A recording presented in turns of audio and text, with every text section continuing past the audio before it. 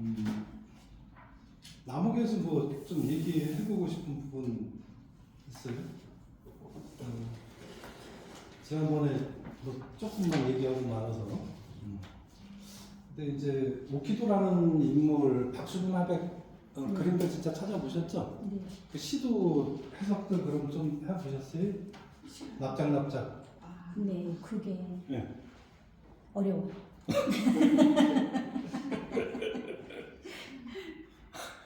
카톡에 올려드렸잖아요. 네? 그 시들 보셨죠? 네. 그래. 이거 남옥을 얘기하고 하자. 네. 그래야지 좀 더 이해가 잘 될 것 같아요. 자, 그 남옥을 처음 이제 얘기할 때, 다 책들이 달라서, 맞아요. 지금 제가 가진 책으로 보면 22쪽에 있는 앞부분에 있어요, 비교적. 그게 오키도 씨와 첫 대면에서 뭐라고 얘기했냐면, 자, 그는 대답 대신 어린애처럼 깊게 고개를 끄덕였다. 그러니까 이제 그 경화가, 이제 그 사장이 왜 한 명을 더 데리고 오잖아요. 네. 화가를. 그래서 새로운 화가다라고 소개시켜주고, 경화는 이제 어떤 식으로 여기서 일을 하면 된다라는 걸 알려주잖아. 그죠? 그때 이제 대답 대신 어린애처럼 깊게 고개를 끄덕였다. 이제 오키도 씨예요. 그리고 잠시 그와 나의 눈길이 마주쳤다. 내가 먼저 섬뜩해져서 눈을 피했다. 아주 황량한 풍경의 일각 같은 것이 그의 눈 속에 깊이 잠겨 있는 것 같아서였다. 그러니까 그의 눈길에서 나는 뭘 보는 거예요? 황량한 풍경을 본단 말이에요. 그러니까 이 황량한 풍경 왜 봤겠어요? 그리고 그가 밑그림을 그리면서 아주 주문처럼 나직이 아주 담게 이런 말을 붙여요. 자, 그 말은 무슨 말이겠어요? 이제 아마 이건 경화가 그렇게 얘기를 했겠지. 아주 담게 그리는데 그 왜? 초상화니까. 네, 초상 안 내. 그죠? 그러니까 아주 담게. 근데 예술가의 입장에서 일종의 뭐 정물화를 그리라는 거잖아. 그렇죠. 근데 그 정물화 그림이 어때요? 물론 뭐 정물화도 예술의 한 부분이긴 하지만 그 어떤 예술가들이 자기가 추구하는 그런 그림들이 있잖아. 근데 내가 추구하는 그림은 정물화가 아닌데 정물화를 자꾸 그리라고 하면 어때? 아, 이거 참 해야 돼? 사실은 내가 먹고 살만하면 어때? 그까짓 거. 에이씨, 안 해 하고 포기하고 말잖아. 나 이런 거 안 해 하고, 그죠? 근데 지금은 오키도라는 인물이 어쩔 수 없이 생계를 이어가는, 그죠? 그러기 위해서 지금 왔잖아. 그러니까 수용할 수밖에 없는 거죠. 그런 마음의 준비가 뭐 잘 안 돼 있는 상태에서 살기 위해서 어쩔 수 없이 오긴 왔지만 내가 추구하는 예술의 방향과 다른 어떤 그런 거를 요구할 때 그런 고뇌 같은 거. 또 처음 여기서 아까 황량한 눈빛 얘기를 하는데 그렇지 않겠어요? 전쟁이라는 그 비극이 이게 지금 이때 1951년 정도 될 거예요. 왜냐하면 그 뒤에 중간 부분 뒤에 보면 1952년이 되고 나는 21살이 되었다라는 규절이 나와요. 그럼 이거는 그 한 해 전이니까 51년으로 지금 우리가 보고 읽으면 된단 말이야. 그럼 전쟁이 지금 진행 중이고 어쨌든 전쟁이 한창인 그 무렵에 그 오키도라는 인물이 원래 이제 고향을 지금 등지고 서울로 온 거잖아요. 서울로 왔고 지금 살기 위해서 몸부림치고 있고 자기가 원래 하고 싶었던 또 추구했던 그런 예술 같은 거를 접어야 되고 그럴 때 그가 가지는 어떤 내면의 고독이나 절망 같은 거 충분히 우리가 짐작할 수가 있죠. 그래서 여기 보면 근데 나는 근데 왜 눈길이 마주쳤는데 섬뜩해져서 피했다 이런 표현이 나오잖아요. 근데 이걸 통해서 이때 경화는 20살이에요. 20살 어린 나이로 설정되어 있는데 경화도 역시 어때요? 이게 왜 자전소설이라고 했잖아요. 네. 박은수 선생님도 서울대만 입학해가지고 이제 한참 꿈에 부풀어 있던 그 어린 학생이 여자가 그죠? 아버지는 일찍 여의였지만 오빠가 끌려갔잖아요. 영국으로. 그런 생사도 모르는 그런 상황 속에서 가족은 다 절단나 있고 여기서는 폭격에 의해서 오빠가 죽은 거로 설정되어 있지만 실제 이야기 속에서 오빠는 의용군으로 끌려갔단 말이야. 그 생사도 모르는 상태에서. 경화 역시도 어때요? 또 여기 엄마는 뭐라 그래? 계집애를 남겨놓고 차라리 진짜 대신 죽었어야 되는데. 그치? 오빠들 남겨놓고 아들들 남겨놓고 네가 죽었어야 되는데 그런 말을 들을 때의 그 절망감 같은 거. 이 경화도 지금 사실은 내면이 완전히 파괴되어 있는 상태잖아요. 뭐 죽지 못해 살고 있는 그런 입장이잖아.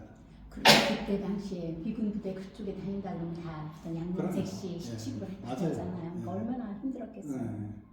그래서 왜 여기서도 큰아버지가 네. 그 되게 안 좋게 바라보고 부산으로 오라고 그런 장면 나오잖아. 왜 그러겠어?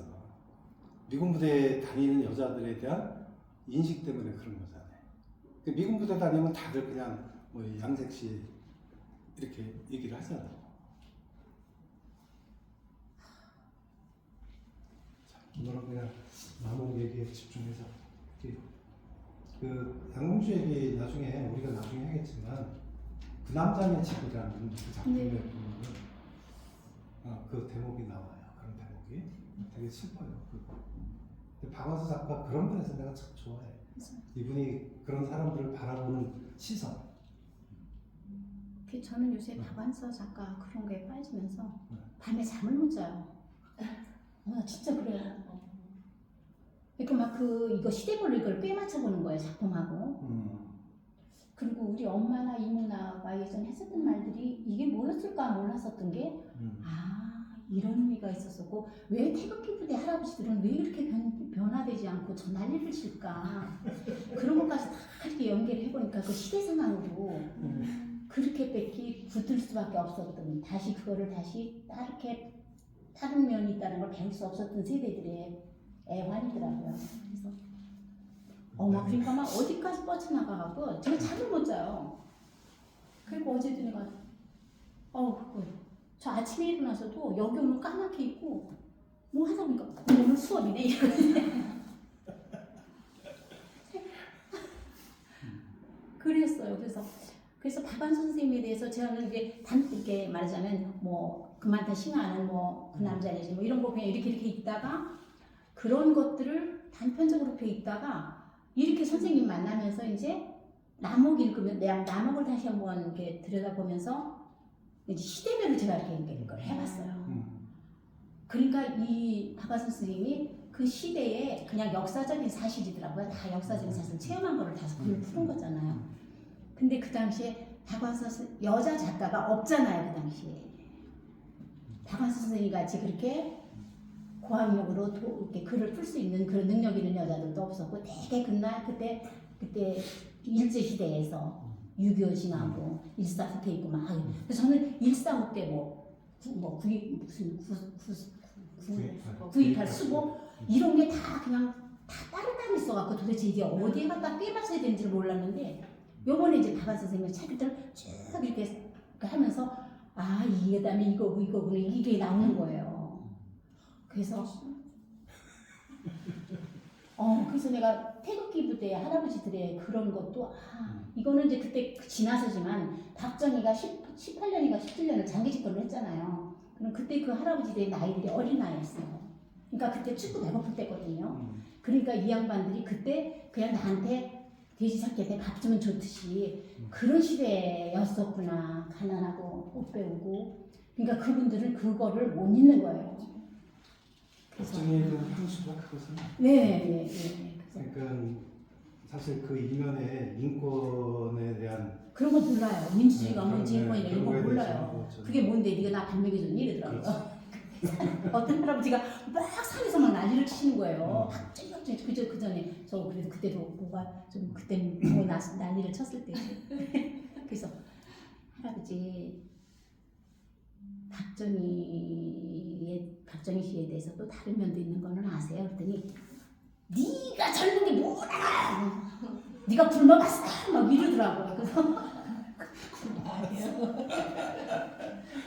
그래서 이게 얘기가 안 되겠구나. 근데 제가 지금 그래서 이승만 씨에 대해서도 제가 왜 어젯밤에 잠을 못 자냐면 그러다 보니까 이승만 씨, 그다음에 역대 대통령들에서 쭉 이렇게 이제 찾아보면서 이승만 씨가 도대체 언제부터 언제까지 집권을 했었나 이런 좀 그러니까 이승만 씨에 대해서도 그렇고 박정희에 대해서도 그렇고 적나라하게 이렇게 해놓은 게 잘 없더라고요.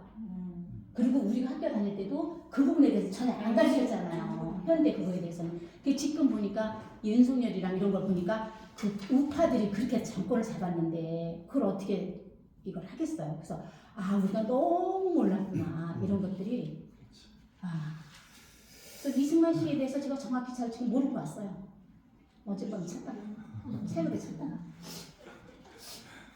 그러니까 많은 것들이 이렇게 그 남자네 집에 보면 그래도 좀 나와요 어느 정도. 그 이제 정확히 그러니까 이 박원순 선생님은 그 글 속에서 정치에 대한 색깔을 잘 안 드러내요. 드러내는데 그때 네. 교묘하게 이제 네. 그걸 교묘하다는 건 그렇고 이분이 살짝 이렇게 언급을 했는데 그 속에서 사실은 하고 싶은 말 다 해요. 네.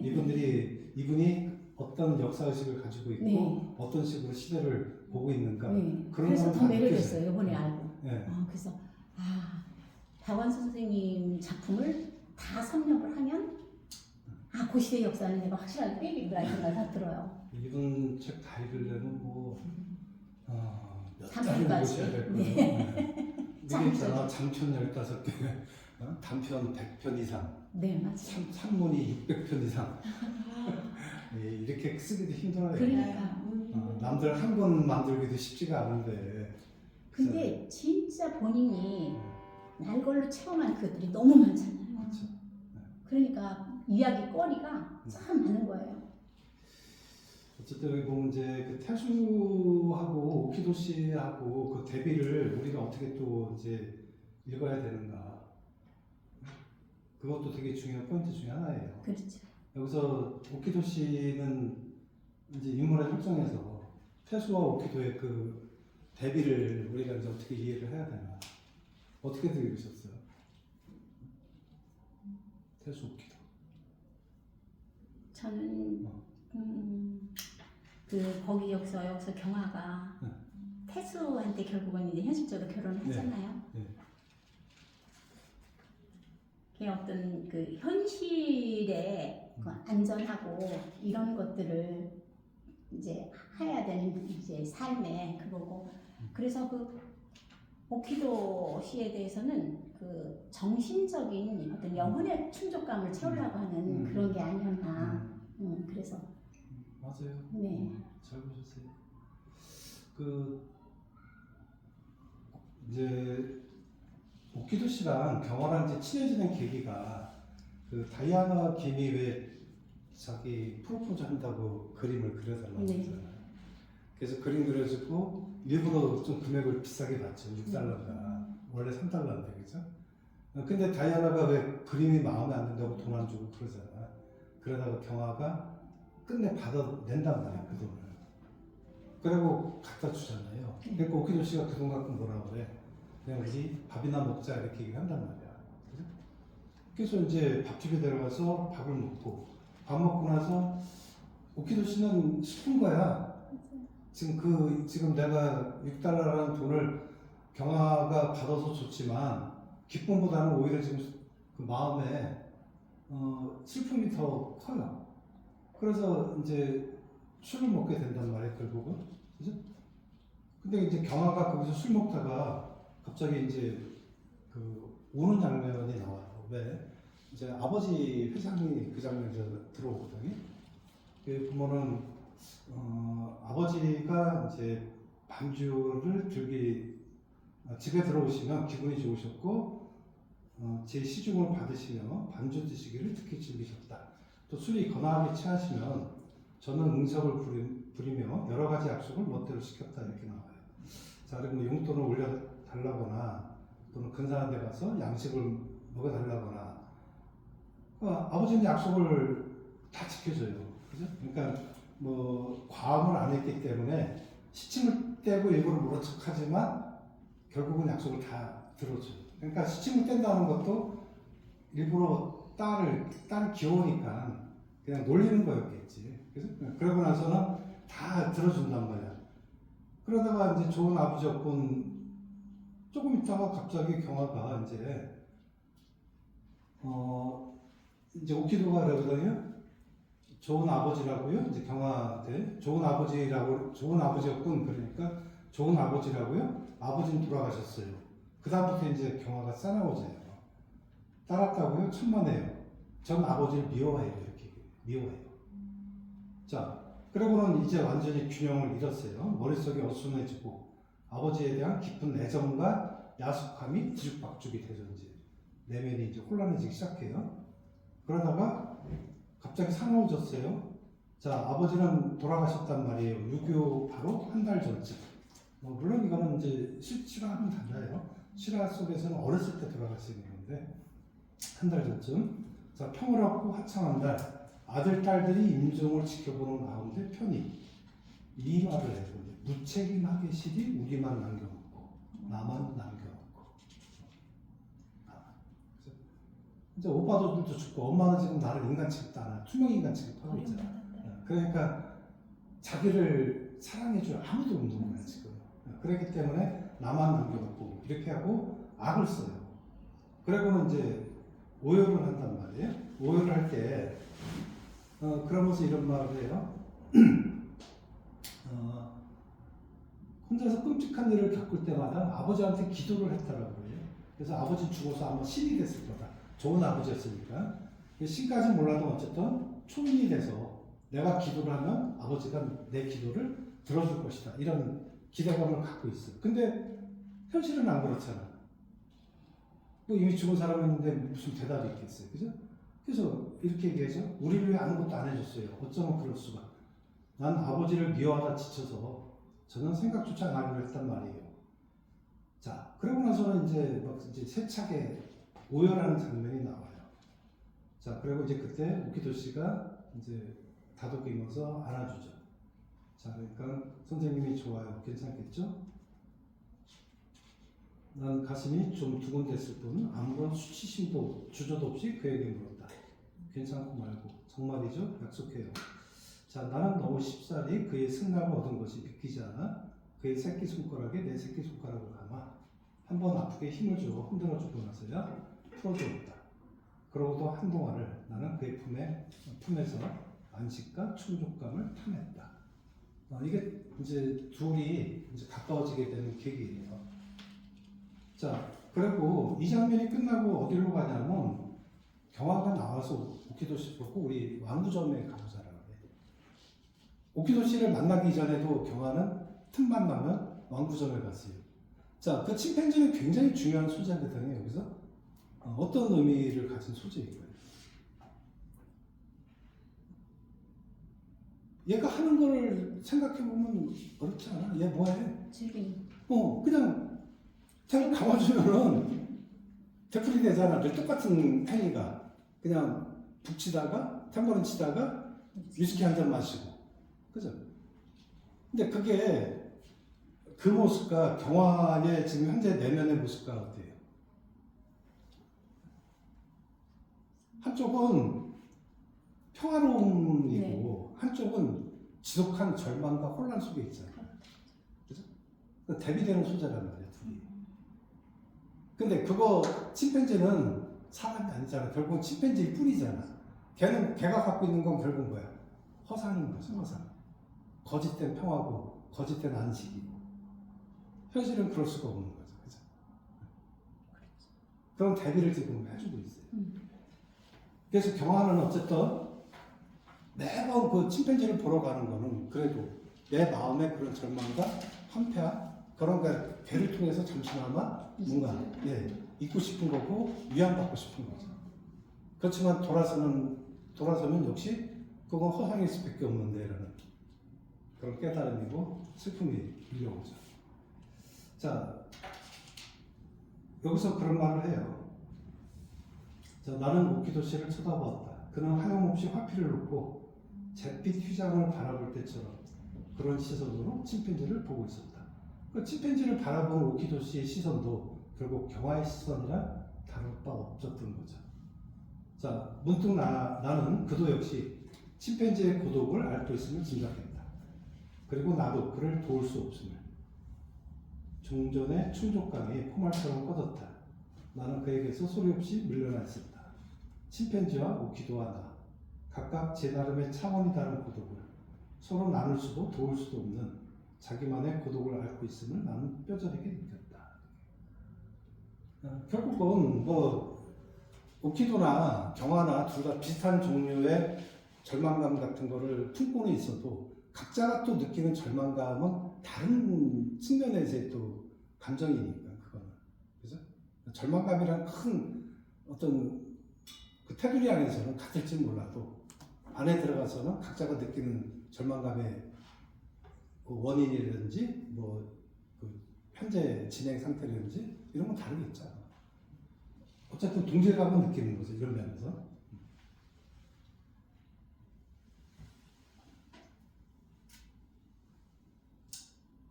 그래서 나는 이런 얘기를 해. 헤어지는 골목길에서 어제와 조금도 다름없는 공포와 이제는 거의 육체적인 통증으로 변해버린 아픔을 견디며 걸어야 하는 것은 누구에게도 나눌 수 없는 나만의 일일 것이다. 이런 얘기를 하죠.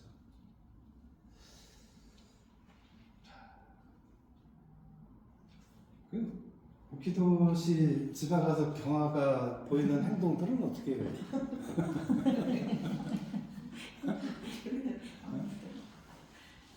여러분이 그런 경화 같은 애가 집에 와서 머리끄댕이 잡아 바로 그냥? 네? 근데 그만큼 절실하고 그랬었던 것들은 느껴져요. 그러니까 경화가 왜 이제 뭐 그거 찾아간 거는 뭐 너무 어려운 얘기는 아니잖아. 그냥 오키도 씨가 늘 궁금했고, 그죠? 안 오니까 자기가 어쨌든 정신적인 안식처 같은 역할을 지금 오키도 씨가 해주는 거잖아. 그런 기대고 싶었는데 안 오니까 그래서 이제 집에 핑계 대고 찾아가는 거잖아. 근데 이런 기술 나오거든요. 오키도 씨와 그의 부인이 나를 아주 귀엽다는 듯이 너그러운 웃음으로 바라보는 것을 지그시 견디지 않으면 안 되었다. 어떤 심한 모욕도 이보다 견디기 쉬웠으리라. 귀엽다는 듯이 이렇게 바라보는데 거기서 나는 경화는 모욕감을 느끼는 거예요. 그래? 그러면서 대돌에서 구두를 신으면서 때늦게 세차게 발을 굴른다는 걸 확 하고 근데 분은 아주 풀리지 않았다는 거. 진짜 그래야지. 네, 잘 쓰세요. 그래? 정말 잘 써요.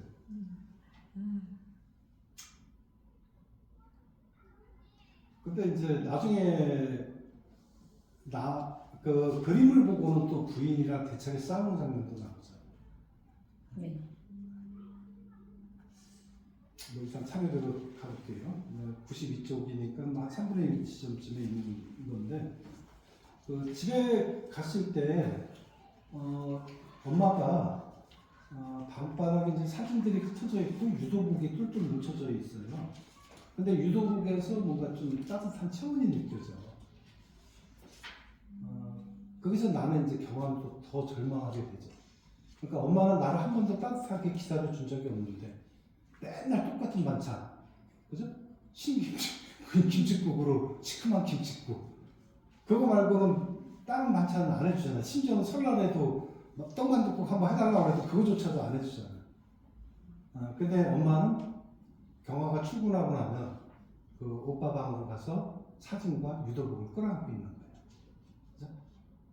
또 기타를 이제 오빠들이 기타를 쳤었는데 그 기타를 보고, 그죠? 그래서 이제 내가 따져 묻는단 말이야. 안방에 앉았으니까 글쎄 건너방에서 왜 갔느냐 그랬더니 엄마가 하는 말 봐요. 이게 좀 섬뜩한 얘기긴 한데 안방에 앉았으려니까 글쎄 건너방에서 기타 소리가 나지 않겠니? 꼭 우기가 치는 것 같다. 이렇게 얘기를 해. 얼마나 이제 자식이 그리웠으면. 그러니까 경화는 이제 또 위치죠. 그건 회오리바람 소리였단 말이에요. 난 그 눈보라 속을 얼어 죽을 뻔해가며 걸어왔단 말이에요. 이 기타 소리가 아니었단 말이에요.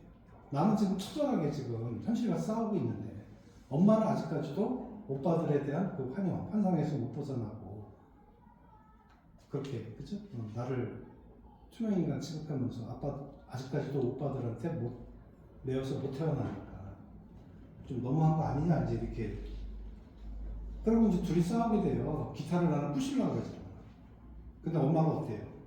번쩍 그거를 막 빼앗아 가지고 둘이 막 싸움이 벌어지잖아. 근데 평상시 엄마 보면 어때?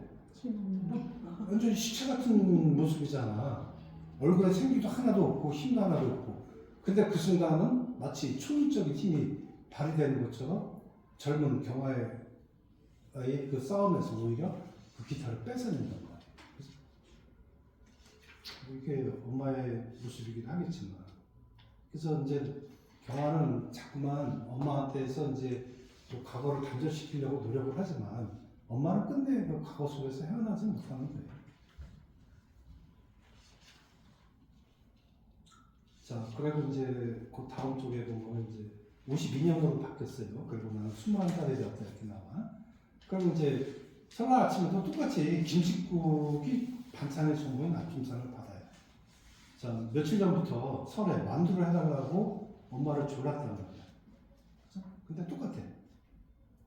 그러니까 엄마는 뭐라고 얘기하냐면 설은 무슨 놈의 설이노 가짜개식. 한두 살 먹은 어린애도 아니고. 그 삶이 이미 다 포기된 상태인데 설날이라면 뭔 의미가 있겠어. 이런 엄마한테. 그죠? 나는 그래서 이제 너무 거기서 확 이제 막히잖아요. 그래서 이제 왜 우리도 변화를 즐겨야 될 거 아니냐.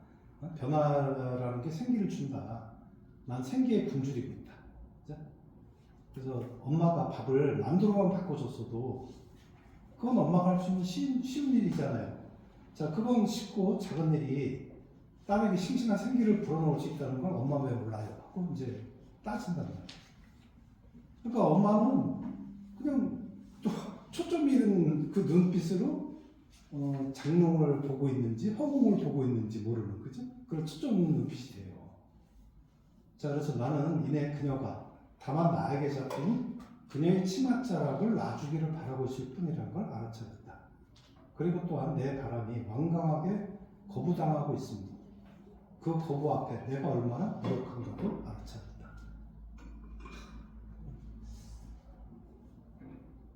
참, 잘 써요. 내면을 어떻게 이렇게 잘 표현하는지.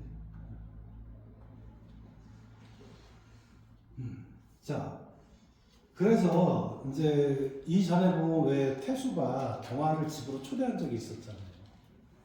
기억나요? 그래서 태수가. 그래서 경아가 태수는 경아한테 계속 관심이 있잖아. 그래서 어떻게 해서든 뭐 송이도 한번 잡아보려고 또 진도를 나가 싶어하잖아. 그 집으로 초대를 했잖아. 초대했는데 거기서 경아가 어떻게 해요? 태수가 입술을 덮쳐오는데 근데 어떻게 했어요? 기억이 안 나요? 그런 장면 나오는 게 큰 거. 그런 장면을 쓰면 꼼꼼히 봐야지. 거기서 그냥 딸리는 거기서 이거 데리고 가서 다녀갖고 난 쉽게 얘기하면 거 스킵했네. 태수는 열정에 지금 막 그냥 눈이 그죠?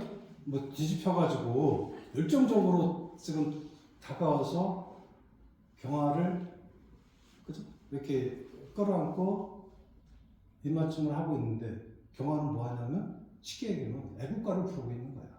어? 열심히 입맞춤 사람한테 동해물과 백두도 그러니 그게 무슨 거기서 더 이상 무슨 진도가 나오겠냐고. 태수가 그래서 절망을 하죠. 절망을 하면서 무릎 꿇으면서 주저앉아요. 그러면서 아주 비참한 그런 말을 내뱉으면서 나가요. 자, 이 장면 때문에 이제 경아가 태수의 마음을 이해하게 되는 거예요. 이 장면 때문에. 이 엄마의 오늘 그 만둣국 때문에 이제 이해를 해요. 그래서 태수 이제 이런 말을 해요. 만두를 먹고 싶다는 게 단순한 식욕뿐이었을까? 식욕보다는 훨씬 절실한 것. 목탄나무에 담배 갈고 같은 자해의 애타는 소망에 그토록 굳게 잠길 수가. 남도 아닌 내 어머니가. 육친이라는 주저되는 그녀에 대한 미움이 인내의 한계를 넘어서서 북받쳤다. 그 놀라운 인생, 무서운 고집. 이 세상 어느 누구도 타인을 그토록 참담하게 만들 권리는 없으리라. 그토록 자애롭기에 인색할 수가. 나는 이글대는 분노를 시키려고 자꾸자꾸 찬바람을 심어봅니다. 문득 어떤 깨달음 같은 것이 내 발을 멈추게 된다. 이제 경화는 밖으로 나온 거예요. 자, 다다미 바닥에 무릎을 꿇었을 때의 태수의 참담한 모습을 떠오르며 그때 그도 내가 만두를 못 먹었을 때만큼이나 참담했을 것 같은 생각이 든 것이다. 그럴 수가. 그래도 혹시 그만큼이나 그가 비참했다면 아 이럴 수가. 경아 이럴 수가. 하는 그 절망적인 시음과 내가 어머니의 치맛자락에 매달려 때때로 아주 가끔만이라도 하고 애걸했던 것과 무엇이 다를까? 이런 이제 인식인 거죠. 그러니까 내가 엄마한테 갈구했던 이런 모든 행위들, 그런 행위들, 태수가 나한테 갈망했던 그런 행위들이 이제는 겹쳐지는 거죠. 그러면서 엄마가 나한테 투명 인간을 취급했듯이 나도 태수를 그렇게 대한 것이 아닌가. 그러니까 내가 그렇게 비참해지고 모욕스러움을 느낄 때 태수 역시 그런 마음이 아니었을까. 그런 거죠. 그러니까 타인을 통해서 나를 이제 이해하게 되는.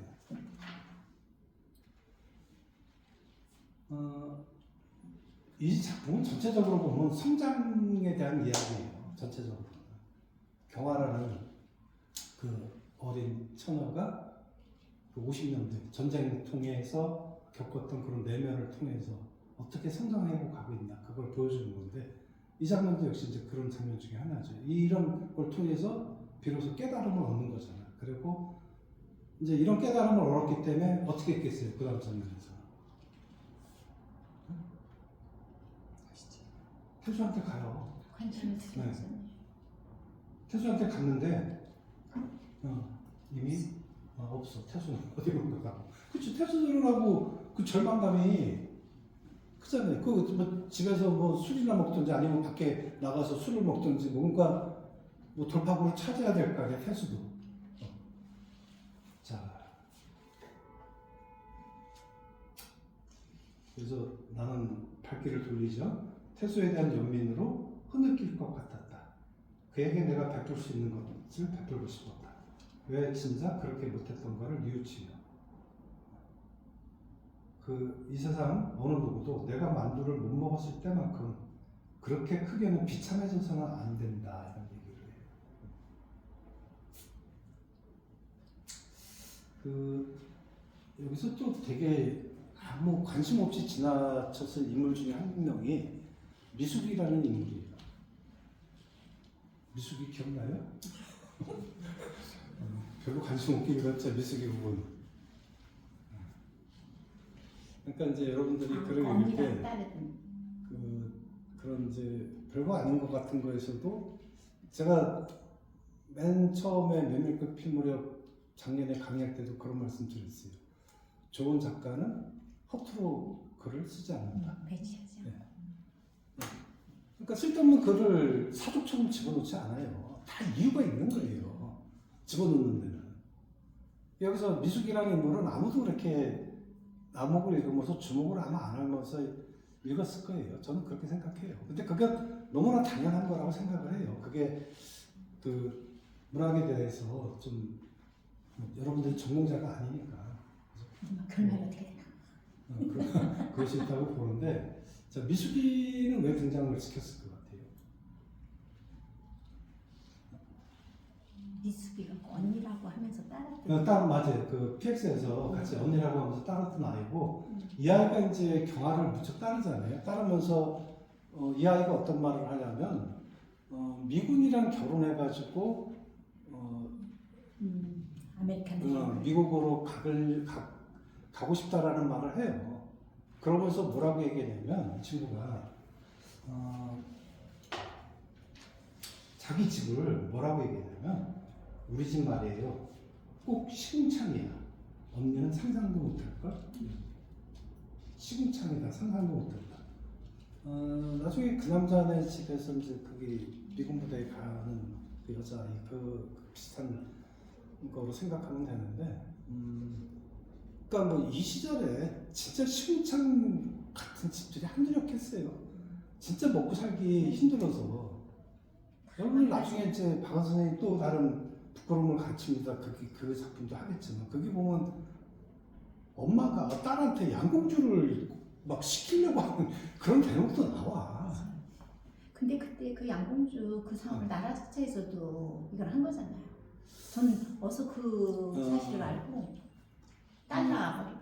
네, 맞아요. 외화벌이 그게 이제 처음에 50년대에는 나라에서는 이제 뭐 공개적으로 뭐 이렇게 해라 이건 안 했지만 이제 우리가 여자들이 그 당시에 전쟁 이후에 이제 그 저는 그 제가 이제 그 논문 주제가 전후문학에 대한 거였기 때문에 전후문학. 전후문학. 그래서 전후문학에 대한 책들을 좀 많이 읽었었어요. 근데 그 책들에 보면 공통적으로 많이 나오는 이야기 중에 하나가 이제 양궁주들에 대한 이야기예요. 대표적으로 이제 뭐 오발탄 같은 작품에 보면 거기 보면 초보의 여동생 명숙이라는 여동생이 있는데 그 여동생이 양궁주를 해요. 그리고 초보의 집안은 원래 북한에서 굉장히 둘째가라면 서러울 정도로 그 동네에서 잘 사는 부잣집 지주집안이야. 근데 북한에서는 살 수 없죠, 지주는. 탄광에 가거나 죽거나 하니까. 그래서 월남을 한단 말이야. 월남했는데 아무것도 못 갖고 월남을 했으니까 사는 현실은 너무 비참했죠. 그래서 해방촌, 지금 이태원이죠. 이태원 남산 밑에 그 이태원 옆에 보면 해방촌이라는 동네가 있어요. 그 동네가 이제 되게 그 피난민들 와갖고 살고 뭐 그런 동네인데 거기서 이제 그 판잣집에서 살아가고 있단 말이야. 철호는 너무 정직해. 대학도 나오고 너무 정직해. 그러니까 양심적으로 살려고 그래. 그러다 보니까 자기 월급 가지고는 그 집안의 엄마, 그 다음에 철호, 동생 영호, 여동생 명숙이, 부인, 딸 이렇게 살아가는데 혼자 월급으로 다 먹여 살려야 돼. 그러니까 차비 종로까지 거기서 걸어서 차값 저기 아끼느라고 그렇게 왔다 갔다 하는 이야기가 나와. 그리고 여동생 명숙이가 양궁주를 해요. 그 어느 날 길거리를 가는데 미군 찝차가 한 대 옆에 서 있었는데 거기서 미군이 웬 여자 아이 허리를 감고 서로 희롱하는 장면이 나와. 근데 그걸 보니까 자기 여동생인 거야. 근데 옆에 앉았던 그 옆에 있던 다른 남자들이 아이고 저것도 여자라고 나중에는 또 시집도 가겠지? 이러면서 비아냥거리는 장면이 나와요. 철호는 너무 부끄러운 거지. 그 다음부터 여동생이랑 얼굴도 마주치지 않고 그럴 정도로. 뭐 그것뿐만 아니라 여러 작품 속에서 얘기 많이 나오는데 특히 이제 그 꺾깃단이라는 작품이 있어요. 그 이인국이라는 박사. 그 일제강점기 철저한 기회주의자야. 그 일제강점기 때는 친일파.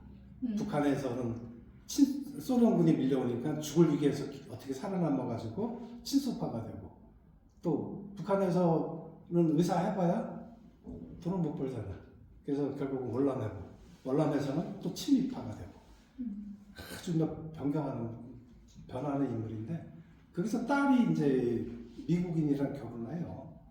근데 딸이 결혼하는 남자가 괜찮은 사람이야. 가정교사였던 사람이고 그 대학교 교수가 그래.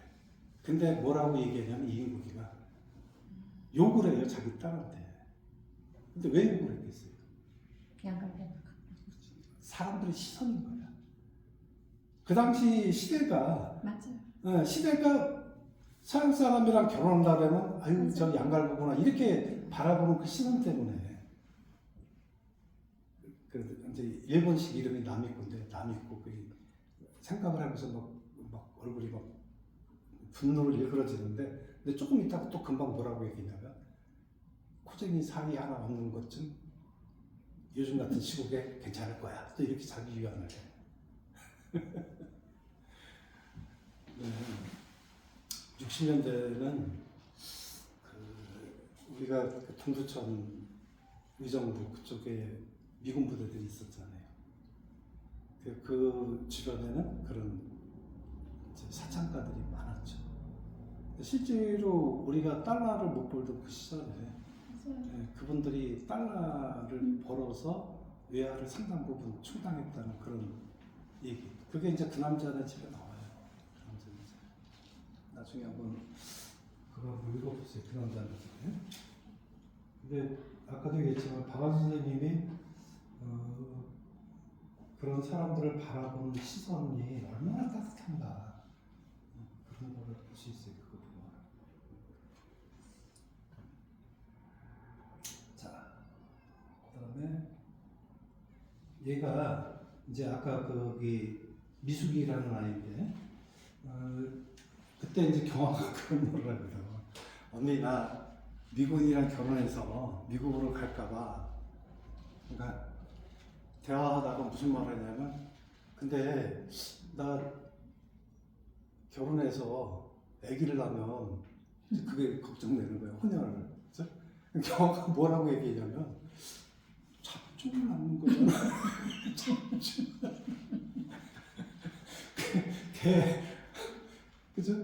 우리 왜 개들 보면 그 흰둥이랑 껌둥이랑 이렇게 접붙이면 걔네들이 나중에 보면 점박이도 하고 그러잖아. 그런 것처럼 경화가 이제 잡종을 낳는 거죠. 그런 말을. 그러니까 경화 미숙이가 그 말 듣고 깜짝 놀라잖아요. 깜짝 놀라면서 잡종이라는 말을 걔가 너무 충격을 받아. 그죠? 혼혈이라는 말이 있는데 잡종이라는 말. 그러니까 경화는 그 무의식 속에서 경화도 굉장히 좀 보수적이고 그런 거에 대해서 그런 시각을 갖고 있었던 거예요. 그죠? 그러니까 아무리 내가 미군 부대에 와 있어도 절대 그건 아니다라는. 네. 그래서 이제 그 철저하게 미숙이한테 별로 이렇게 그 결혼에 대해서 환영하는 얘기를 안 해요. 얘는 지금 되게 고민하고 있단 말이야. 집안이 지금 시궁창이다. 그래서 벗어나고 싶다. 그런데 경화는 이런 식으로 차갑게 탁 치잖아. 그러니까 얘가 이제 너무 충격도 받고 그래서 나중에 이제 한참 시간이 지난 다음에 그렇게 얘기해요. 그때 고마웠다. 그때 내가 뭘 했다고? 그러니까 그때 언니는 나이가 가장 적절히 돼 있어요. 사실 경화는 내 문제도 너무 힘겨워 버겁고 그래서 내가 너까지 신경 써줄 그런 내한테 여유가 없어. 그래서 그냥 싱겁게 대충 얘기를 해준 건데 얘는 그거를 되게 이제 고맙게 받아들인 거야. 그리고는 뭐라고 얘기냐면 나 그때만 해도 분별 없이 뭔가 저지르지 않고는 못 베길 것 같았거든요. 그때 만약 언니가 내 영석을 받아줬어요. 어찌 됐겠어요? 언니 설교 같은 건 아예 할 생각도 안 하고 내 흥분을 시키고 생각할 시간을 갖게 해줬거든요. 그래서 뭘 생각했니? 그러니까 도망가지 않기로 했어요. 내 나라와 내 집에서 내 문제를 피하지 않고 열심히 감당해 보겠어요. 그렇게 사는 게 옳겠죠. 결국 이거는 제가 볼 때는 박완 선생님이 하고 싶었던 얘기인 거예요. 경화의 어떤 마음을 미숙이라는 인물을 통해서 대변해 주는 거기도 하고. 그러니까 회피한다고 해서 뭔가를 내가 순간 모면은 나겠지만 그게 진짜 내가 원하는 건 아닐 거 아니에요. 그리고 그때 그래갖고 아메리칸 드림 꿈을 가지고 갔었던 사람들이 거기서 얼마나 핍박받고 무시받고 많이 자살하고도 많이 그러잖아요. 대부분 이혼도 많이 당하고 그죠? 우리 좀 나이 들었잖아. 그 시대에 안타하는 걸 얼마나 감사한지 몰라. 아, 이미 뭐야 그때 태어났으면 그러니까 이미 뭐해 진짜. 또 40년대 태어났으면 또 우리 어떻게 될 뻔했어. 위안부 문제에서. 나는 정말 너무너무 무서워요. 전쟁터가 아니라는 것만해도 그래서 나는 정말 감사해요. 박완 선생님 이 소설들을 이렇게 읽으면서 이거 전쟁은 나쁜 늙은 남자들이 벌려놓고 그죠? 죽는 거는 젊은 남녀들이고 여자는 보다 더한 것까지 더 터져요. 그래서 진짜 나가야 되는 건 여자들이 전쟁을 나가야 되는 거예요. 저는 아직 그 생각이 무섭게 들더라고요. 그렇죠? 잊은 거잖아요. 여자들이 할 일은 트럼프 같은 자식을 낳으면 얼른 그냥 이 새끼. 그래서 저는 저희 할머니가 항상 그런 얘기를 하셨어요. 응. 여자가 똑똑해야 집안도 살리고 나라도 살린다. 그건 맞는 말이야. 여자 많이 배워야 된다 이런 말씀을 하셨거든요. 그래서 그 당시에는 그냥 뭐 그게 뭐 우리 그때는 다 이렇게 배우는 거니까 그런데 우리 할머니가 말하자면 1800년대 1900년대 그러니까 1900년대 그 초하고 1900년대 말때 요때 태어나신 분이더라고요. 이제 제가 박아서 선생님 걸 보면서 우리 족보에 그것도 이제 언제 태어나서 어느 시기를 거쳤나 이걸 다 따져본 거예요. 그냥 할머니가 그 일제 시대 6.25 뭐 일사후퇴니 뭐 이를 다 겪으신 거죠. 그래서 이분이 저희는 굉장히 현명하셨어요. 이분이 중요한 거는 여자들이 똑똑해서 올바른 자식을 키워서 올바른 분들이 정치를 하게 해야 된다는 것까지 하셨던 것 같아요. 맞아요. 네. 아주 동감합니다. 여자들이 똑똑해야 돼요. 네, 근데 지금 이제 너무 막 한 가지 공부 잘하는 거에만 매몰돼 갖고 막 이리저리 젊은 엄마들이 헤매고 다니잖아요. 그런데다가 지금들은 경험을 할 수 있는 여유도 안 주잖아요. 그러니까 이 아이들이 다 다음에 커서 어떤 식이 될까 이러다 보니까 AI하고 무슨 뭐 대결하면 번번이 깨질 거 아니에요. 그래서 저는 다음 세대는 다시 옛날의 귀족 사회 같이 여자들 대리모 들여서 돈 많은 사람들은 여자들도 지금 애기 낳고 싶은 생각 없어요 사실은. 대리모 들여서 애 낳고 유모 들여서 키우고 이런 식이 되지 않을까? 이런 생각도 해보고요. 요새 내가 바빠요 머릿속으로. 이게요.